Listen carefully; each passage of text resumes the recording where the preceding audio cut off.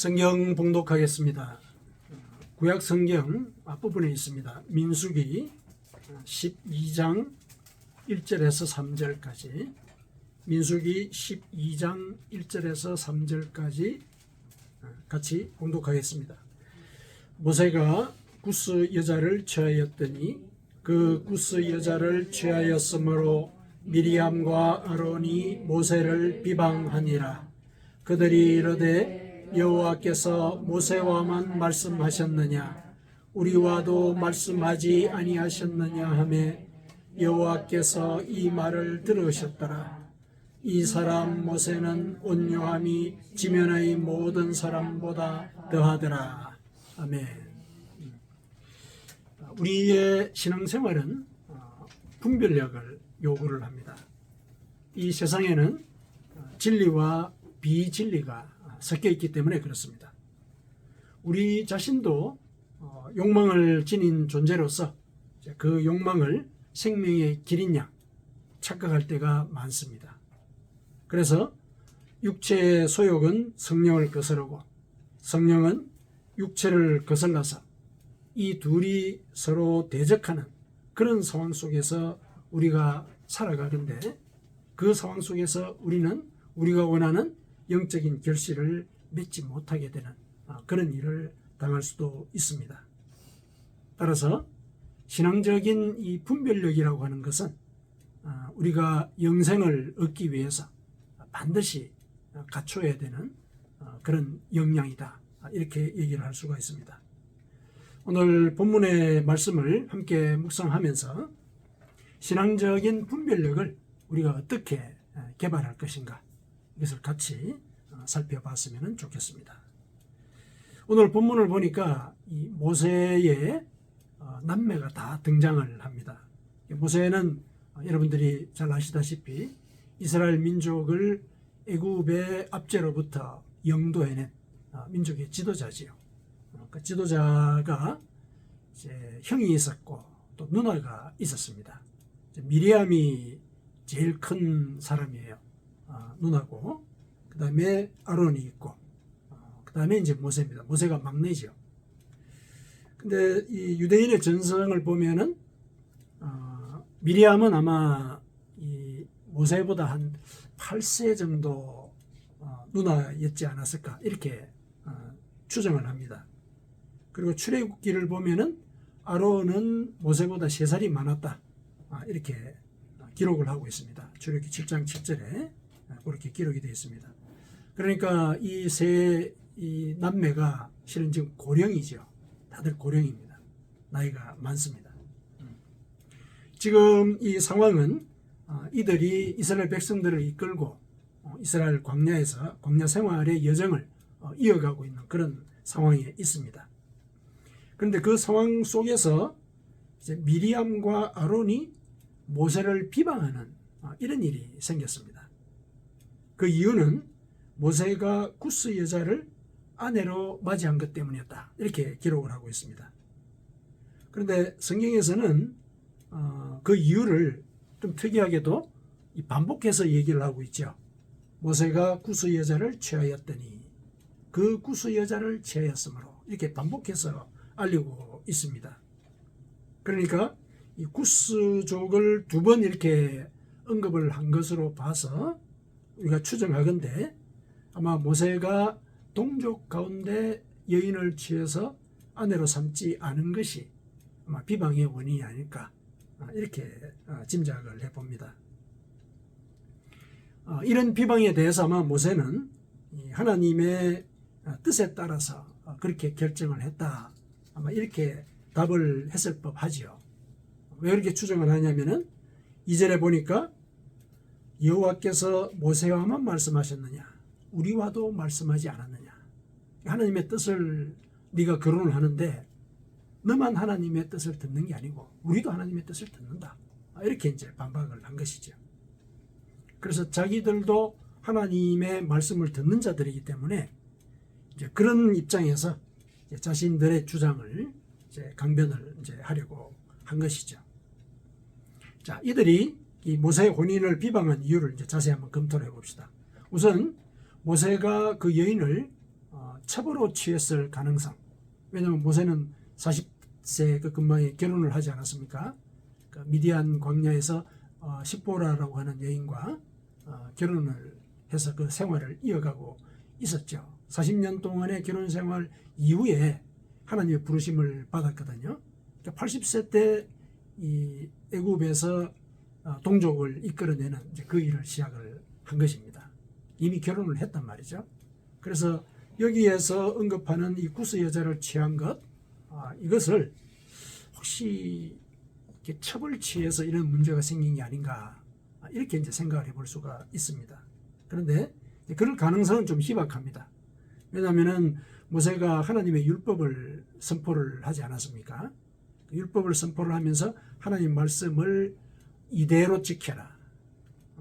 그리고 이대로 지키는 것뿐만 아니라 지키지 않을 때는 예를 들어서 여호와께서 네 재앙과 네 자손의 재앙을 극렬하게 하실 것이다. 이런 이제 경고까지 덧붙였거든요. 이런 경고까지 덧붙인 율법을 반포하고 나서 율법에서 금하고 있는 이 간음, 아내를 두고 이제 다른 여인을 취했으니까 이 간음을 행한 것이란 말이죠.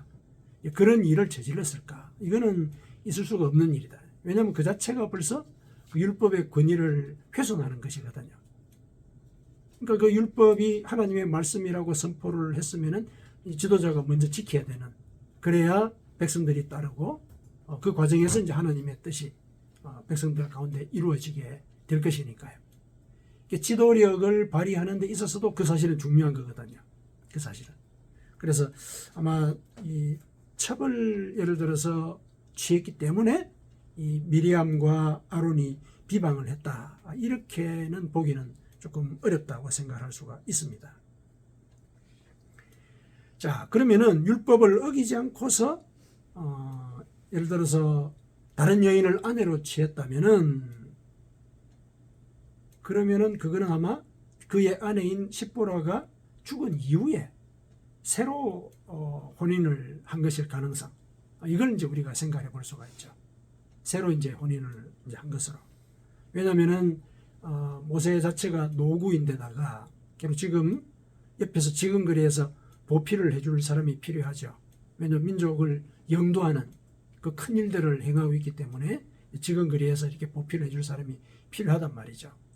아마 이제 그러한 상황들을 모세는 하나님과 상의를 했을 가능성이 있을 것이다. 우리가 이렇게 이제 짐작을 합니다.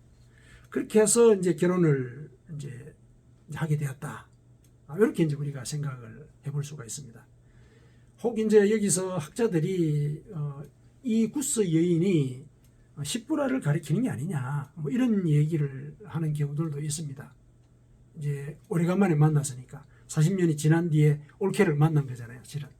그죠? 올케를 이제 만난 상황이니까 이 얼굴 색깔도 좀 광야에서 생활했으니까 좀 꾸무잡잡하고, 그래서 아마 구스 이 족이다, 뭐 이렇게 이제 생각을 하고 그런 얘기를 했다라고 하는 학설도 있긴 있는데, 그거는 조금 근거가 부족하지 않나 하는 생각이 듭니다. 이미 이제 40년간 부부 생활을 해왔다는 사실을 알 것이고, 또 장성한 자식들이 있단 말이죠. 알 것이고, 그것도 이제 광야 생활을 해 나가는 그 과정 속에 그 일을 뜬금없이 시비를 건 그런 상황이 되니까 조금 논리적으로 연결고리가 조금 부족하다, 이렇게 생각을 해볼 수가 있습니다. 자, 그러면은 일단은 아내가 죽고 난 뒤에 그 새로운 여인을 아내로 맞아들였다, 이렇게 이제 전제를 해봅시다. 그러면은 이 남매가 이제 비방을 한 게 아마도 이렇게 이방 여인을 선택한 것이 문제가 될 것인데, 하필 왜 모세는 이 이방 여인을 아내로 취했을까? 그 당시에는 이미 이스라엘 백성들 사이에서 동족 결혼의 전통이 세워져 있었거든요. 동족 결혼. 아브라함에서부터 그런 이제 상황들이 나오지 않았습니까? 그리고 모세는 지금 그 지도자이지 않습니까? 지도자이기 때문에 그 전통을 수호해야 할 의무도 있거든요. 자, 그런 상황에서 이방 여인을 아내로 맞이했다. 그러면 이제 이 나름의 의미나 어떤 의도가 분명히 있었을 것이다. 이렇게 우리가 짐작을 해봅니다.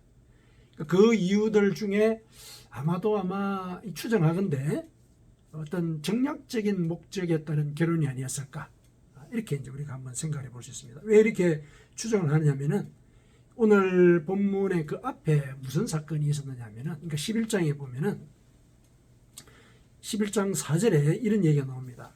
그들 중에 섞여 사는 다른 인종들이 탐욕을 품음에, 이런 얘기가 나와요.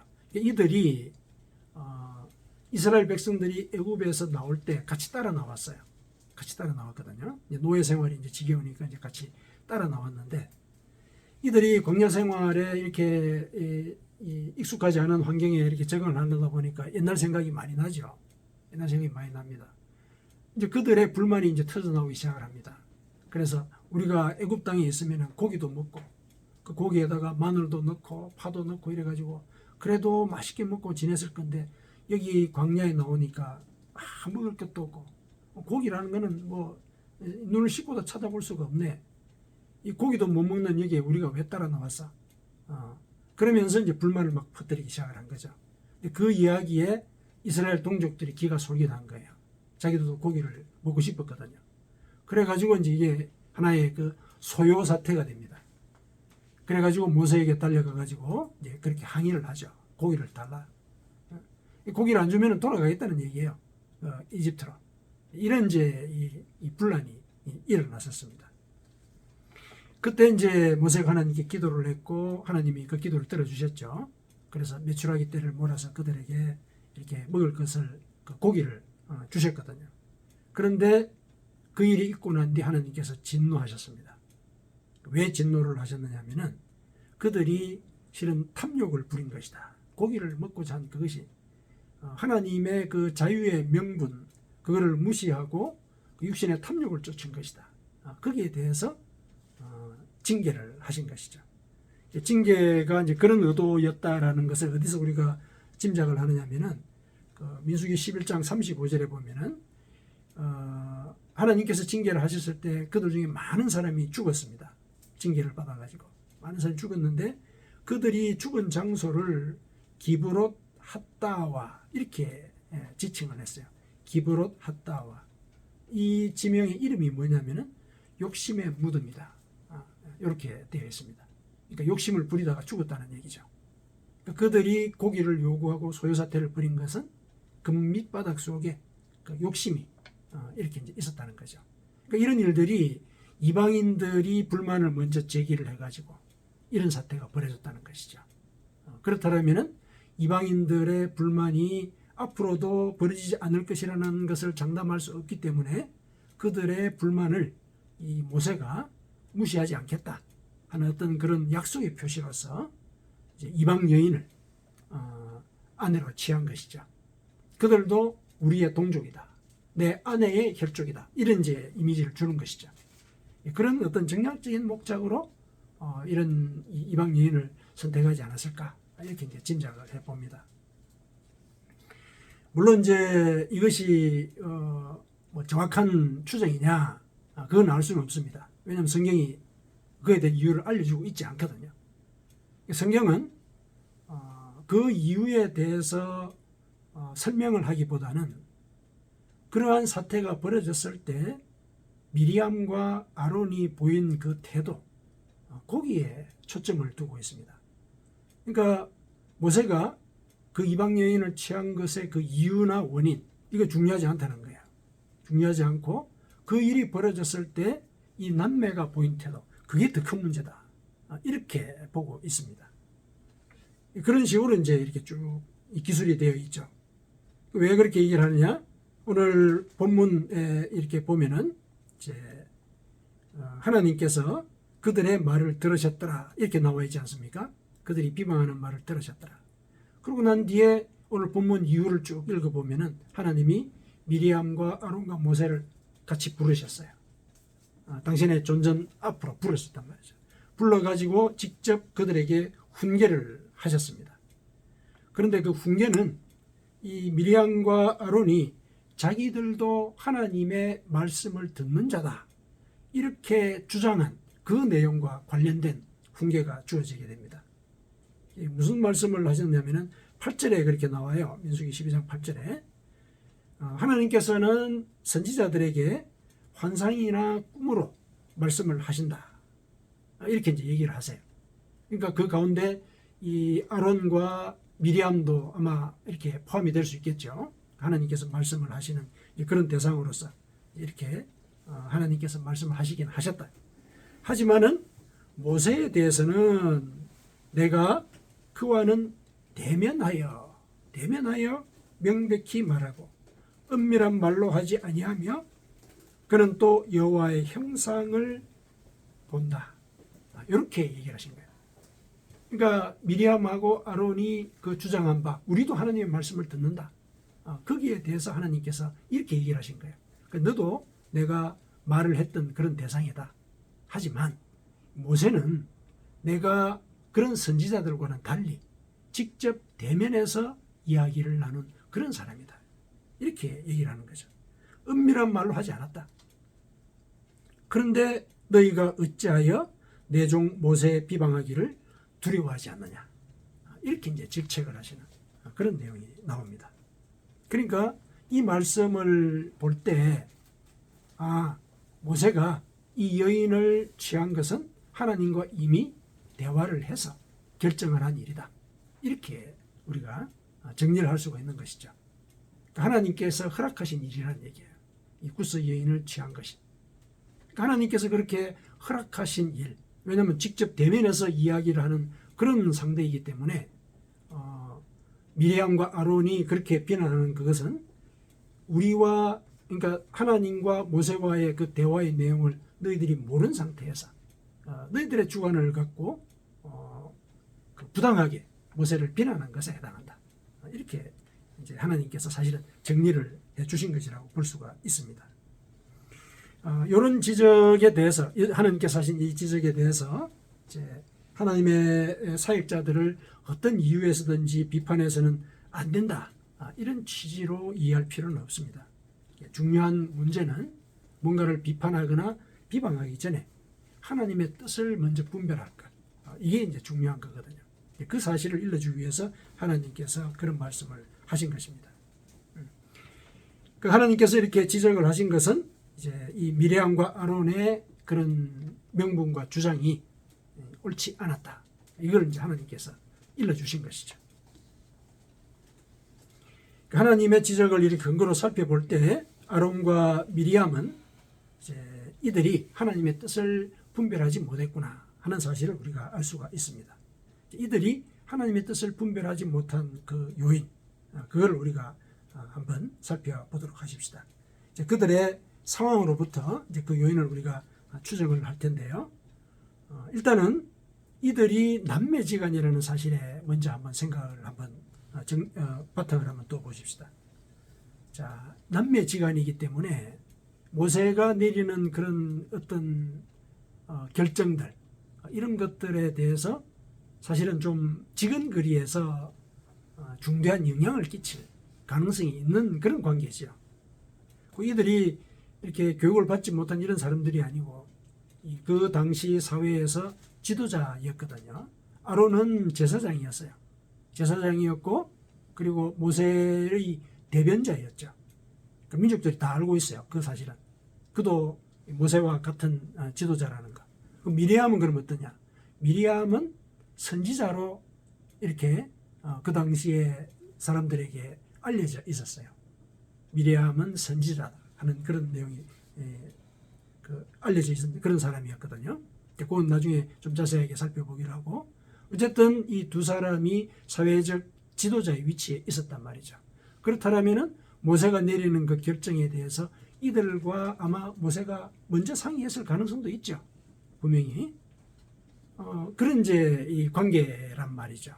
자, 그런 관계에서 모세가 새 여인을 아내로 맞이했습니다. 이 아내의 입김이라고 하는 것, 이것도 대단히 크지 않습니까? 예를 들면 어떤 결정을 내리는 데 있어서 남매끼리만 할 수 있었던 그런 상황 속에 새로운 영향 요소가 들어온 거죠. 그러면 이제 기존에 있던 이 사람들이 아무래도 불편하죠. 기득권의 침해가 발생할 수 있는 거니까. 새로운 이제 이 고려해야 되는 요소가 들어오게 된 것이니까요. 게다가 만일에 이 여인과 결혼한 것이 정략적인 결혼이었다라고 한다면은 그전에는 이스라엘 백성들을 위주로 해서 결정했던 그런 사안들이 이방인들의 요구도 같이 고려해야 되는 그런 상황을 이제 전제를 하게 되는 것이잖아요. 그러니까 이 기득권이 침해당하는 이런 것에 대해서 이 미리암과 아론이 예를 들면 거부 반응을 보인 것이 아닐까. 이 거부 반응이 이제 이렇게 드러난 것이 이렇게 비방하는 것으로 표현이 된 것이 아닐까. 이렇게 이제 생각해 볼 수가 있습니다. 그럼 이제 그런 상황들을 염두에 둘 때 충분히 가능한 얘기죠.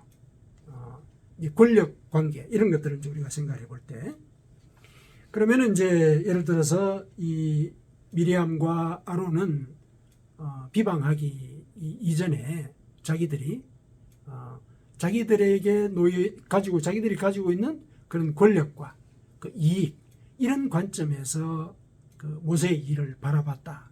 이렇게 이제 얘기를 할 수가 있죠. 그러니까 어떤 상황에 대해서 개입을 하거나 결정을 내릴 때 이들의 그 결정의 기준이 자기들의 권력, 자기들의 이익, 요것에 초점이 맞춰져 있었다는 것. 그래서 이제 이 하나님으로부터 지적을 당한 것이다. 이렇게 이제 하나 생각해 볼 수가 있습니다. 그것이 그 하나님의 뜻을 분별하지 못한 요인 중에 하나일 것이다. 이렇게 이제 생각을 해볼 수가 있고, 그 다음에 두 번째, 뭐가 이들의 분별력을 흐리게 했을까? 자신들의 경험을 절대시하는 태도. 이것이 또 그 분별력을 흐리게 하는 요인이었다. 이렇게 생각해 봅니다. 그러니까 여호와께서 모세와만 말씀하셨느냐? 우리와도 말씀하지 아니하셨느냐? 이런 얘기 속에 그 사실이 암시가 되어 있습니다. 자기들도 하나님의 말씀을 들은 경험이 있다는 거예요. 특히 이제 미리암 같은 경우는 우리가 그런 상황을 우리가 짐작을 해볼 수가 있습니다. 모세가 죽을 뻔하지 않았습니까? 어릴 때, 그죠? 어릴 때 죽을 뻔했거든요. 갈대상자에 띄어서 이 나일강에 이렇게 갈대상자에 넣어서 나일강에 띄어져 보내졌는데 미리암이 애굽 공주에게 다가간 거예요. 그때 나이가 추정컨대 한 8살에서 10살 그 정도 사이였거든요. 8살이나 10살 정도밖에 안 되는 소녀가 그 애굽의 공주 앞에 가는 거예요. 갔다가 저 갈대 상자 속에 있는 저 아기가 자기의 동생이라는 사실을 밝히지 않아요. 안 밝혀요. 그런데다가 자기의 엄마를 그 아기의 유모로 드리는, 사실은 우리가 지금 현재로 상상을 해볼 때 그 어린 소녀가 그와 같은 지혜를 발휘할 것이라는 것, 이거는 그 아이의 내면에서 나온 어떤 그런 동력에 의해서 됐을까? 그러지 않을 가능성이 있다고 보는 것이죠. 그때 하나님의 섭리가 이 미리암에게 임하지 않았을까? 왜냐하면 그 지혜는 우리가 상식적으로 생각을 할 때 당연하지가 않거든요. 그렇다면 아마 미리암은 이제 그런 그 경험을 어릴 때부터 한 것이 아니었을까? 하나님이 자기에게 말씀하신 것으로.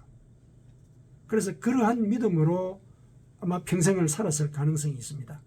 평생을 살았을 가능성이 있죠. 그래가지고 이제 모세를 만나게 되고 모세와 함께 이스라엘 백성을 영도하는 그 앞자리에 서게 되었어요. 그래서 모세가 이스라엘 백성을 홍해를 건너게 하게 되거든요. 홍해를 건넌 뒤에 모세가 하나님의 그 능력을 찬양하는 노래를 부릅니다. 그때 미리암이 나와가지고 그 노래에 화답을 해요. 화답을 합니다. 그 화답하는 상황을 출애굽기에서 뭐라고 기술을 하고 있느냐면은 출애굽기 15장 20절에 이렇게 기록을 하고 있습니다. 아론의 누이 선지자 미리암이, 이렇게 되어 있어요. 성경에서 그렇게 이 미리암을 선지자라고 지칭을 하고 있습니다. 하나님의 말씀을 듣는 그런 경험이 있는 자인 것이죠. 미리암이 손에 소고를 잡고서 이제 같이 나와서 소고를 잡고 춤을 췄다. 이렇게 이제 기록을 하고 있거든요. 그러니까 선지자라고 지칭을 하는 경우를 보니까 아마도 미리암은 영적인 체험을 통해서 하나님이 자신에게 말씀하신다는 그런 확신을 가졌을 수가 있지요. 그런데 이제 하나님이 그녀를 불러서 훈계하신 그 내용을 보니까 너가 선지자가 맞다. 그래서 내가 선지자에게 말을 하고 환상을 보여주고 꿈을 보여서 내 뜻을 알리기는 했다. 그러나 모세는 그런 식으로 얘기하지 않는다. 내가 직접 대면해서 은밀한 말로 하지 않고 그가 내 형상 앞에 놓여서 나하고 대화하는 그런 자이다. 이렇게 얘기를 했거든요. 그러니까 미리암은 자기가 가지고 있던 그런 영적인 경험을 절대적인 것으로 여기고 그 경험 위에서 모세의 행위를 판단을 한 것이죠. 근데 그거는 하나님이 모세와 어떤 관계인지를 모르는 상황이에요. 모르는 상황에서 이제 자기의 경험을 절대화해서 그렇게 판단을 하게 된 것이라는 것이죠. 그러니까 분별력을 잃어버리는 그 요인이 이런 거라는 거죠. 자기의 경험을 절대시할 때. 이 내 경험 이외에 다른 어떤 가능성이 있을 것이라는 것에 대한 생각을 안 해본 것이죠. 그래서 이제 분별력을 잃었다라는 지적을 하나님으로부터 받게 되었습니다. 이렇게 자신의 체험을 절대시하게 되면은 자기보다도 더 큰 깨달음, 그걸 제한하게 되죠. 그 다음에 세 번째, 이 분별력을 예를 들어서 잃었다는 지적을 받게 된 그 요인은 이들이 하나님께서 그들의 말을 듣는다는 거, 그걸 몰랐어요. 하나님께서 그들이 말하고 있는 그 말의 내용들, 이걸 듣고 계시다는 거. 2절에서 분명히 얘기를 하고 있지 않습니까? 여호와께서 이 말을 들으셨더라. 하나님이 듣고 계신다는 것, 이걸 몰랐어요. 하나님께서는 이들의 비방을 자기에게 향한 것으로 그렇게 들으셨습니다. 하나님께서는 이 비방과 비판에 대해서, 그리고 당신에 대한 그런 원망에 대해서 이미 이렇게 경고를 하신 바가 있거든요. 민수기 14장 27절에 보면은 나를 원망하는 이 악한 회중에게 내가 어느 때까지 참겠느냐. 이스라엘 자손이 나를 향하여 원망하는 바 그 원망하는 말을 내가 들었노라. 그들에게 이르기를 여호와의 말씀에 내 삶을 두고 맹세하노라. 그들의 말이 내 귀에 들린 대로 내가 너희에게 행할 것이다. 물론 이게 민수기 12장 이후에 말씀하신 것이지만은 그 이전부터 있었던 일들에 대해서 하나님이 다시 한번 정리해서 일러주시는 그런 내용입니다. 이들이 원망하고 또 왜 우리를 이렇게 애굽 땅에서 꺼내가지고 고생을 하게 만들었습니까? 이 하나님의 섭리 자체를 부정하는 이런 일들을 입에 거론을 했거든요. 그걸 다 듣고 계셨다는 것이죠. 그래서 하나님께서 너가 말한 그대로 내가 행할 것이다. 이렇게 이제 경고를 하셨거든요. 비방이나 원망에 대해서 이런 부분들에 대해서는 하나님이 거기에 대해서 내가 귀에 들린 대로 행할 것이다 라는 말씀을 하셨다는 말이죠. 그렇다면 뭔가 비방하기 전에 이 비방의 말을 하나님이 들으실 것이다, 이런 생각을 했었어야 된다는 것이죠. 하나님이 들으실 것이다. 왜냐하면 선지자였잖아요. 아론은 제사장이기도 했고 하나님의 말씀을 듣는 자란 말이죠. 그러면 비방하고 비판하기 전에 내가 하는 말을 하나님이 들으신다, 이거를 기억을 했었어야 된다는 얘기죠. 근데 그러지 못했다는 것입니다. 예수님께서도 이 부분에 대해서 말씀을 하셨죠. 마태복음 7장에 보면은 7장 1절부터 2절 사이에 그 비방과 관련된 내용이 나오죠.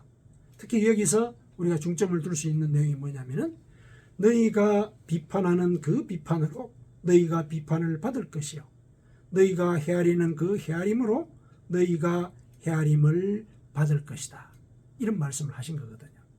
하나님이 들은 대로 너희들이 행할 것이다, 너희들이 헤아리는 대로 너희가 헤아림을 받을 것이다, 이렇게 말씀을 하신 것은 그게 하나님의 이 섭리고 그게 뜻이라는 얘기죠. 그렇다면 우리가 뭔가를 비판하고 판단할 때 그 판단하고 비판하는 그 내용을 먼저 나한테 적용을 해봐야 되죠. 나한테 적용을 해봐야 돼요. 그래서 그것이 저촉이 되지 않을 때 비판을 할 수 있어요.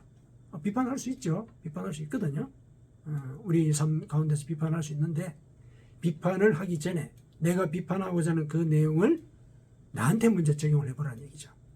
그게 내가 비판하는 그 내용을 하나님이 듣고 계시다는 사실을 각성하고 있는 표시예요. 그게. 그런 것이 이제 이들에게 이제 부족했다는 것입니다. 자, 이게 이제 이 미리암과 아론이 그 분별력을 발휘하지 못하게 된 그런 요인이라고 볼 수가 있습니다. 정리를 하면 이렇죠.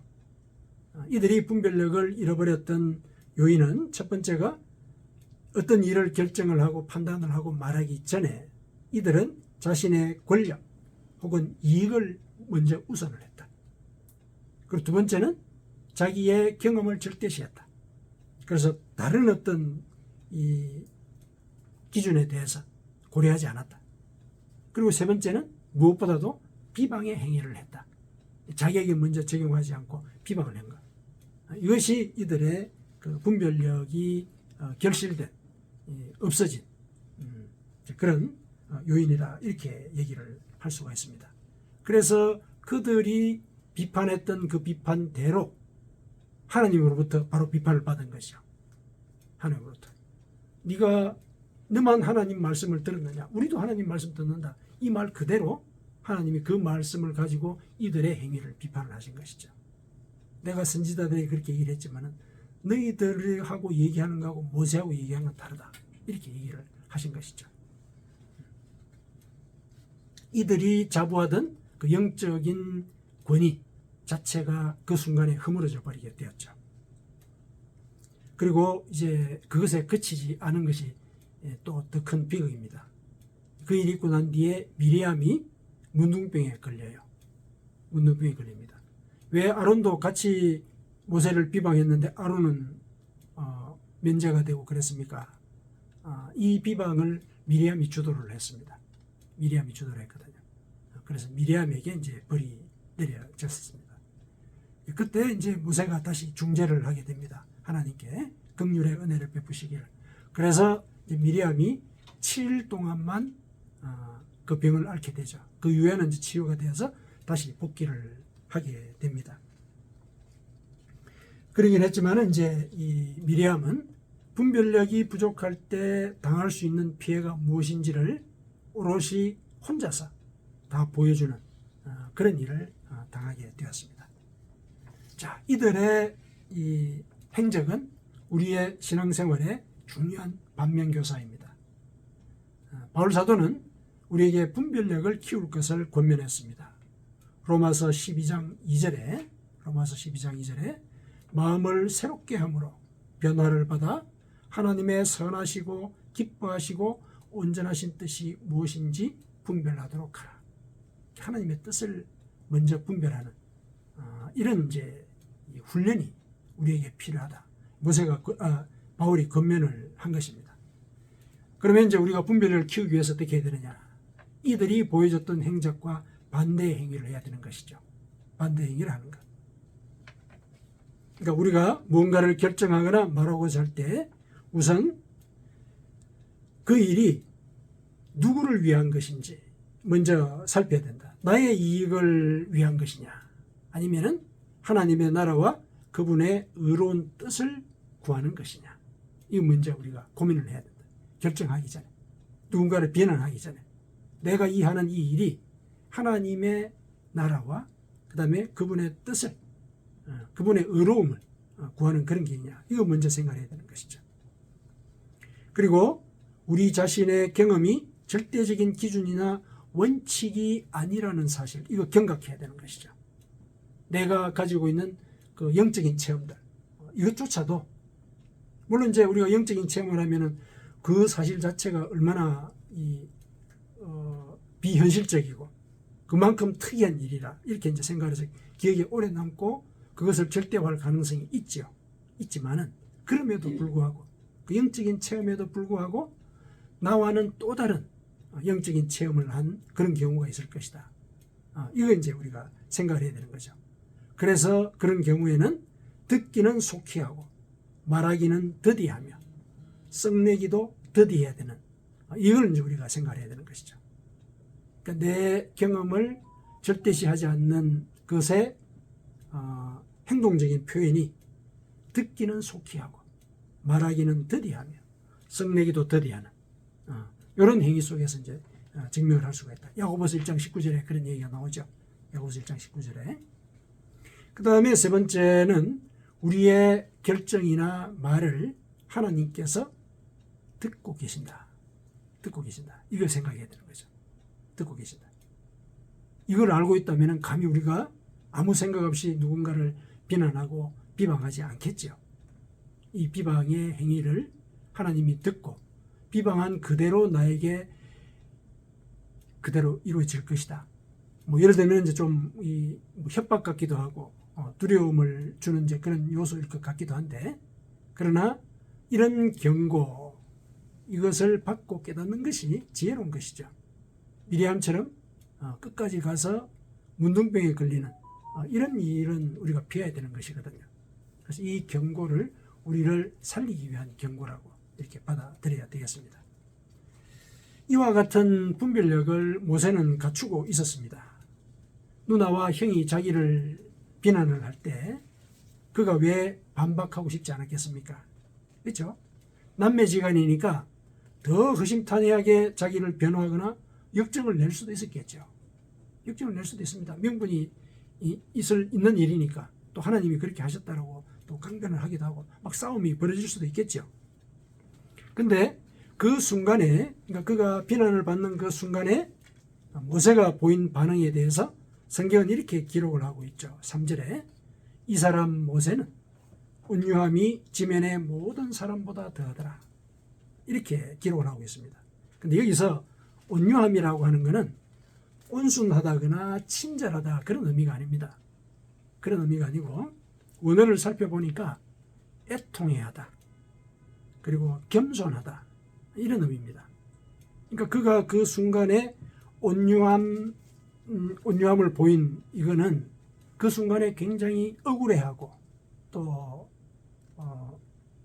이 마음속에 이렇게 아픈 그런 순간을 자기가 겪었지만은 말을 하지 않았다는 거예요. 그 순간에. 그 상황을 3절이 얘기를 하고 있는 겁니다.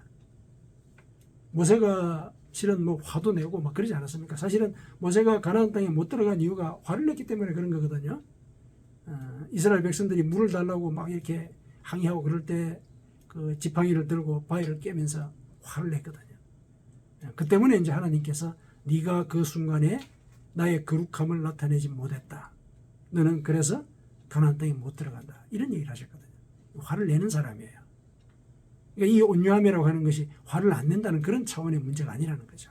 그러니까 그 순간이 얼마나 억울하겠어요. 자기는 하나님이니까 충분히 상의를 해가지고 이런 결정을 내렸는데 막 아론하고 막 자기 남매가 이걸 이해를 해주는 게 아니라 막 비방하고 이러니까 얼마나 억울했겠어요.